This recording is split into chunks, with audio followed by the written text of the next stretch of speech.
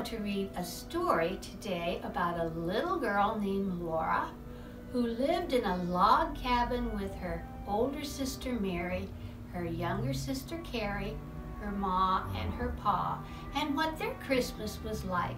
So let's listen to the story, Christmas in the Big Woods.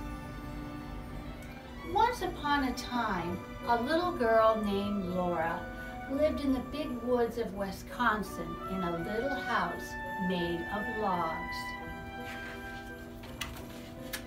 Laura lived in the little house with her pa, her ma, her big sister Mary, her little sister Carrie, and their good old bulldog Jack. Christmas was coming and the little house was covered with snow. When Pa came in from shoveling, he caught Laura up in a big bear hug against his cold winter coat. His mustache was covered with melting snowflakes. There you see him there in a big bear hug.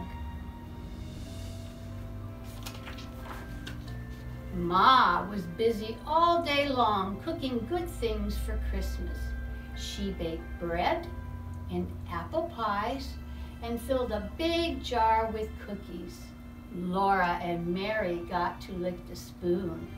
Do any of you get to lick the spoon when your mother bakes something? That is so much fun.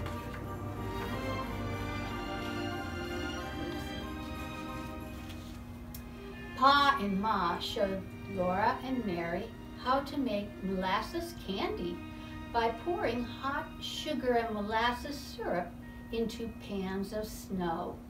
The syrup hardened at once and turned into candy. Laura and Mary could each eat one piece of candy, but the rest was saved for Christmas Day. Doesn't that look like fun?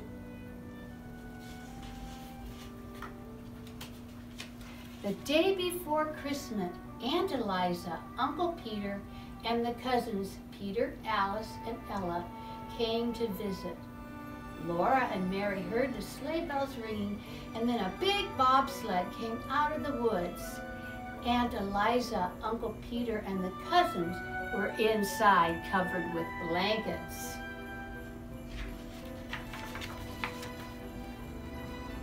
When everyone came inside, the little house was filled to the seams.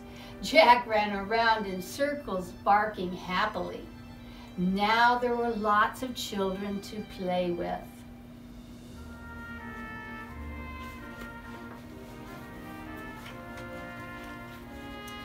Laura and Mary and the cousins put on their warm coats and mittens and scarves and went outside to make pictures in the soft, deep snow. They played so hard that night, when night came, they were too excited to sleep, but they knew they must, or Santa Claus would not come. So they hung their stockings by the fireplace, put on their red flannel nightgowns, and went to bed. In the morning, they all woke up almost the same moment and ran to see what was in their stockings. In every stocking was a pair of bright red mittens, a stick of red and white striped peppermint candy. They were so happy, they could hardly speak. But Laura was the happiest of all. In her stocking was a beautiful rag doll with black button eyes and a pink and blue calico dress. Laura named her doll Charlotte, and she let all of the other children hold her. Now, wasn't that nice that Laura shared? For Christmas breakfast, Mom made each child a pancake man. All of the children held their plate next to the stove and watched while Ma made the pancake men. One by one out of the pancake batter. Peter ate his up right away. but the girls ate theirs slowly to make them last. It was too cold out to go outside, so the children played quietly inside. They ate their candy, admired their mittens, and looked at the pictures in Pa's big green book until it was time for the cousins to go home. Laura held Charlotte in her arms the whole time. At last, Aunt Eliza, Uncle Peter, and the cousins bundled up in their coats and blankets and got into the bobsled. Goodbye, they called, and off they went into the woods.